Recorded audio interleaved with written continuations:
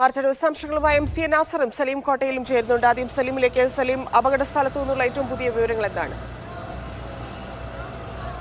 Kuwait ചരിത്രത്തിലെ തന്നെ ഏറ്റവും വലിയ അപകടമാണ് ഇന്ന് രാജ്യത്ത് പുലർച്ചെ റിപ്പോർട്ട് ചെയ്യപ്പെട്ടത്.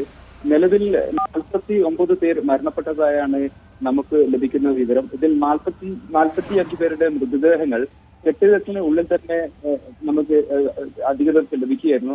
4 പേർ മരണപ്പെട്ടത് ആശുപത്രിയിൽ വെച്ചാണ് എന്നാണ് നമുക്ക് ലഭിക്കുന്ന വിവരങ്ങൾ. കെട്ടിടത്തിനുള്ളിൽ ഇപ്പോഴും തിരച്ചിൽ നടന്നുകൊണ്ടിരിക്കുകയാണ്. മരണസംഖ്യ ഇനിയും കൂടുവാൻ സാധ്യതയുണ്ട് എന്നാണ് ലഭിക്കുന്ന സൂചനകൾ. അതിനിടെ നമുക്ക് ആശുപത്രികളിൽ ചികിത്സയിലുള്ള ചില മലയാളികളുടെ വിവരങ്ങൾ നമുക്ക് ലഭ്യമായിട്ടുണ്ട്. അദാൻ ഹോസ്പിറ്റലിൽ നിലവിൽ 6 മലയാളികൾ ICUവിൽ കഴിയുന്നതായിട്ടാണ് നമുക്ക് ലഭിക്കുന്ന വിവരങ്ങൾ.